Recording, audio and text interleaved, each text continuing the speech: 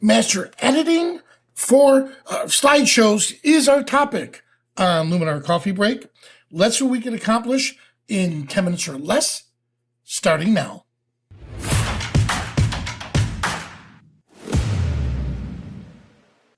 Hello, everyone. I got a little tongue-tied there for a moment. Let me pull that back up. Master editing and formatting images for great slideshows. That's what our topic is today. All right. Oh, it's been a long day. And I'm excited because what I did do was I came up with a slideshow presentation for you because there's a lot of content once I started doing it, and I did write an article for this. So the article, along with this video, will be coming out real soon. You can check it out on Skylum or on Photo Focus. Just a real quick reminder, coming up on the 19th, for all of you that know Carly Sullins and myself, we're going to be doing a webinar for SlickPick, and that's coming up again on the 19th. You can follow the link right here, 1 p.m. Eastern Time. So again, the 19th coming up. Check it out. You should register as soon as possible. All right? Well, with that being said, let me dive right in. Here we are. So master editing and formatting images for great slideshows. So these are the 4 topics we're going to do. Perfecting your images for the slideshow to make it brilliant. Setting the tone, selecting royalty-free music. 5 stellar slideshow programs, both for Windows operating system and the Mac OS. And then crafting the narrative image arrangement tips. All right. So let's start first with the perfecting your images for the slideshow. So from here, your slideshow impact starts with the quality of your image. So here's your guide to preparing them right. Uniformity in editing. So ensure that your images have a consistent look and feel. Consider uniform color grading, contrast, and brightness. This is where Luminar is going to shine because we could create a preset and then just batch process them to make all the images in your slideshow look consistent. The aspect ratio and clarity. Now, this is extremely important for the very beginning of the slideshow because typically slideshows are 16:9 format, and I'm going to show you why that's kind of a pain in the neck when it comes to, especially our beautiful landscape photos, why that's hindering us. But if you're going to use a title slide, 16:9 is what you want. Crop your image to fit this aspect ratio. And the higher resolution is also critical because you want to avoid any loss of quality when you're showing it on a large screen or, on a 4K monitor. Medium-specific optimization. Now, what that means is simple. Tailor your images depending on where your slideshow will be showcased. The requirements for a social media slideshow is totally different from those, from a professional presentation. And I'm sure they're totally different if you want to show your family those images. So these are the 3: uniformity, the aspect ratio, and then the medium specific and where you're going to display those. All right. So that's part of the slideshow. Now what we're going to do is setting the tone, selecting royalty-free music. If you don't choose royalty-free music, just so you know, Facebook and any of the social media sites will take it down because it's a copyright infringement. So you're going to try to look for royalty-free music, all right? And I'll show you where in a moment. So here's how to pick a track that complements your visual narrative.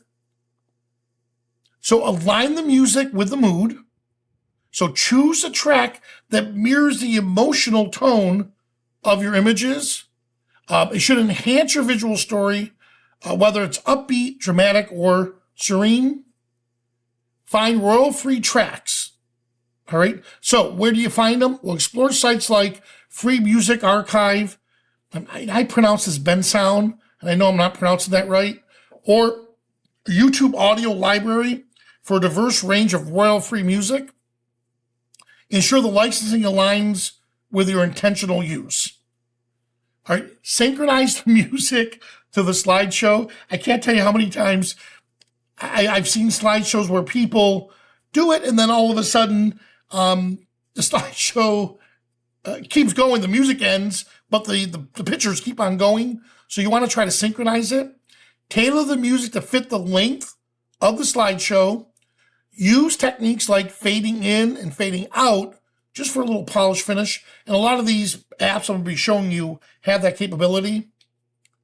All right, so here it is. Align the music, finding royalty-free music tracks, and then synchronizing your music.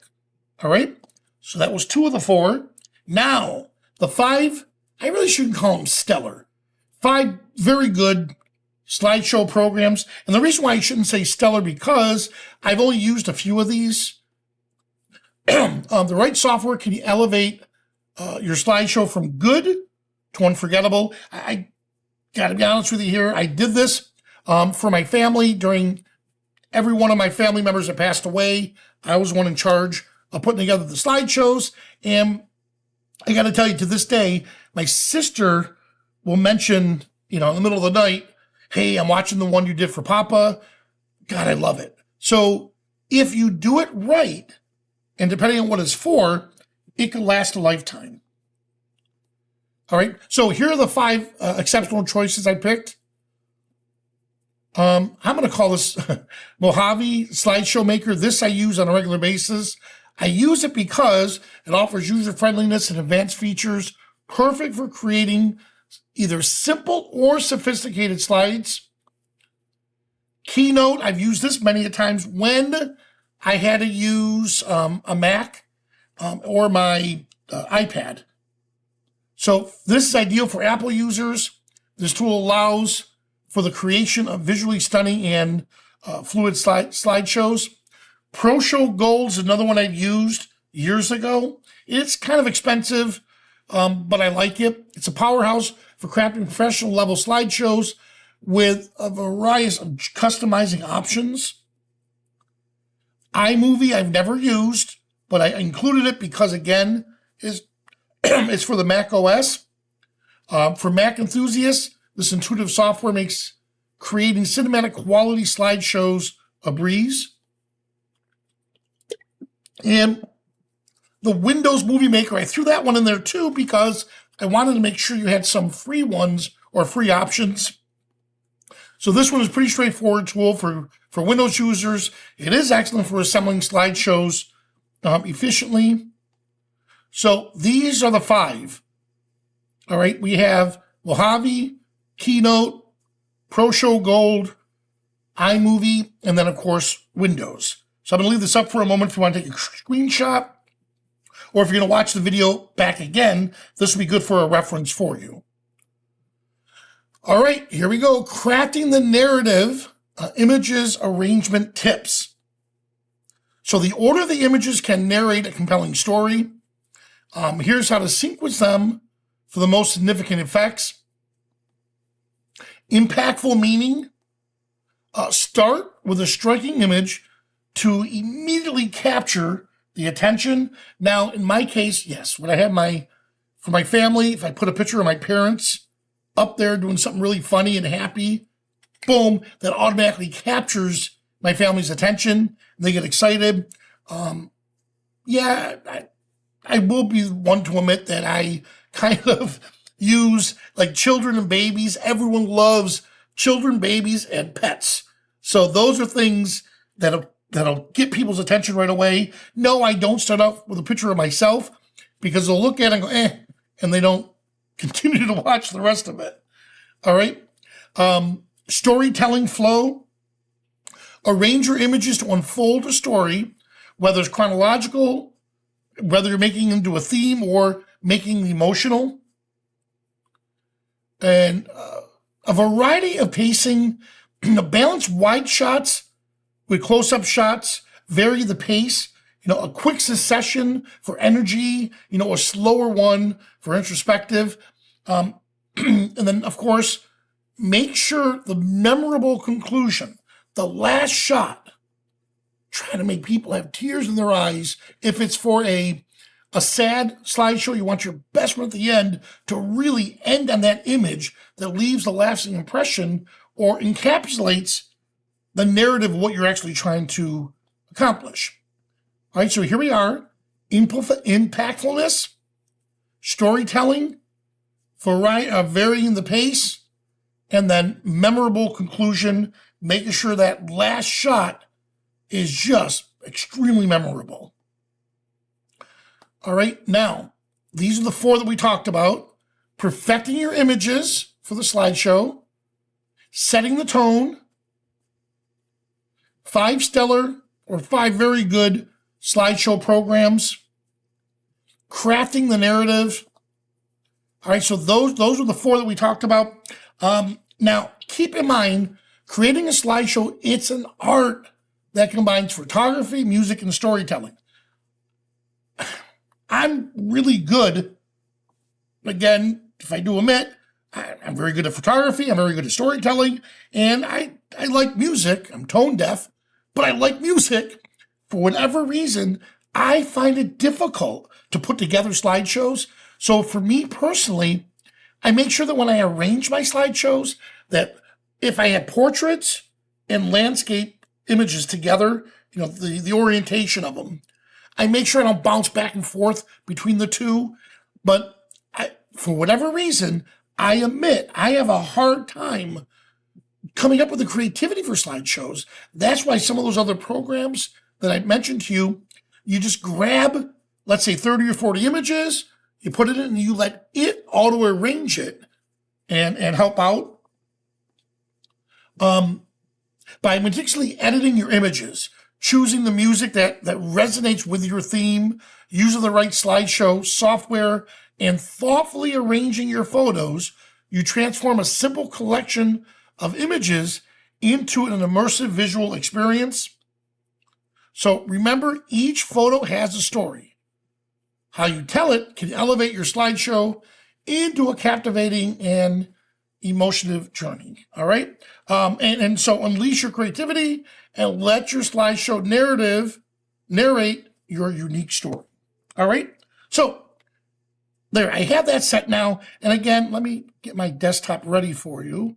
So I am the gatekeeper in my family to do these slideshows, and to let you know, I'm actually doing this right here, this coffee break session, because I will be heading to New York for my family for Christmas. And earlier session, I showed you how to batch process some really cool black and white photos, and I showed how we scanned them and processed them. Now I'm going to show you how to do some of the same stuff with getting them ready for a slideshow. I'm doing this because when I go to New York, I'm hoping when I hit the ground or when I land, if my cousins give me images that I've never seen before, I can quickly scan them, run them through my presets, get them prepared for a slideshow. And so when we have our family, all the cousins are getting together on that Friday, I'll be able to put together a slideshow and show everybody those. So that was the whole purpose I'm putting all this together. Now, let me show you how Luminar is going to really, really help us. So here is the original image. So this is the image I got from Adobe stock. I purchased it. Notice, I like it. It's, they're cut off, but here's the problem. If I want this to be a 16 by 9, that's what it's going to look like. So this is going to turn into this. Well, I don't want that. So what can we do? Well, we need to expand it. So that's why I've often mentioned that when you're doing photography, don't always fill the frame. Sometimes you want to shoot a little bit wide so you have the ability to crop it. In this case here, we don't have the ability. So we're going to try something a little bit different. Here's the image that I took, and you can see it right down in here. I used our Gen Expand. How cool is that? Look at that. From this to that. Look what Gen Expand did. So I got it wider and higher. And so, I'm sorry, this is the Gen Expand. I take that back. So look at that. Look at the Gen Expand. How incredible is that? There we go, 2B. Yeah, so 2A. So that's what Generative Expand did for me. And then I cropped it to 16:9 to get a perfect image for the opening. In fact, I used it for the title slide right here. Look at that. So that had to be 16:9. I mean, it would have been bad having her knitted hat cut off. So how did I do it? Well, let's go into, is this the original? Let me get to the original. Here it is. So here's the original. All right. And I'm going to go to Gen Expand. Now, what's the old saying? Do as I say, not as I do. Typically, you should expand one side at a time. All right. And I know the engineers are going to kill me for doing this. Typically, you should only go a little bit here, hit the expand, see what it does, and go on to the next one. But I'm going to hit undo. But you know what I did? I did this. Actually, try that again. I did it like this. All right. So I'm kind of breaking the rules. You really should do one at a time, but let's just see what it does. So I'm going to click expand. So, and it tells you, it gives you more, like the tips down here will actually tell you, for more detailed results, expand only for little by little and not in big chunks. So I'm already breaking the rules on what they were recommending. Expand one edge at a time. So why am I doing this? Just for time. And I know that we put that disclaimer in because you want to get the best quality out of your images. In this case here, I wasn't, it didn't bother me. So look at that. So I didn't mind expanding it. That did an incredible job. All right. Now I did that side. I'm going to do this side right here. Just because what I'm trying to do is I want to get some, I want to get some bordering going on just so I can get all of this in properly. All right. So let me get that going. And keep in mind, the end result is I want to crop it. All right. So that's the end result. So as it's coming up, it's almost there. And voila, look at that. So then if I come down here, what's really neat is I can hit the information icon, and this will give me a little information. But what I don't see right here, because again, I'm working with a beta version, you'll have before and after. So you can actually see what it looked like before and what it looked like after. And then from here, I can hit save. And then it's going to take that. And yep, you guessed it. It put it into right here, the gen creation. Now, for the love of God, for those that say, I hate that it goes in there, that's fine for now. I know the team's working on different alternatives, but if you don't want it in that folder, so here it is, I don't want it in that folder. Well, it's simple. I'm going to grab it. I'm just going to drag and drop it into the folder I want it in. Problem solved. All right. So now that I have this here, I'm pressing the letter C for crop, keyboard shortcut, and I'm going to change it to my 16:9 ratio. And let me get my picture out of there. And there we are now. Right about there. And there we have it. Now look at that. Now I could go back in and expand a little bit further, but as of right now, that looks fine for what I need. All right. So that was one way, like I mentioned, how if I need that image to be the proper dimension, that's what I'm able to do. All right. So let me get to these ones here. And you saw me do these earlier this week. So yes, these will be part of the slideshow. This is what I started with. And then these are the ones that I ended up with. All right. So there we have it. make sure, again, 16 by 9, if you want that main image to be what you need, that's the main image. So the main image, 16 by 9, because that's going to be a stagnant image. An image and the ending image is going to stay consistent all the way through. The rest of the tips you could do is inside the software. I like using it to a slight movement. So it shows up on the screen, but it slowly starts to move. And then when the next image comes in, it starts to move. And it just gives you that sense of flowing.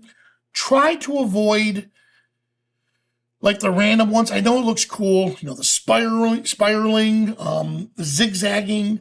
But if you use too many transitions, then people are going to be in all the transitions and not with what you're doing with them. All right. So how are you going to use this? I hope this holiday season, you're going to be taking a ton of photos, whether it's with your smartphone, whether it's with your professional camera.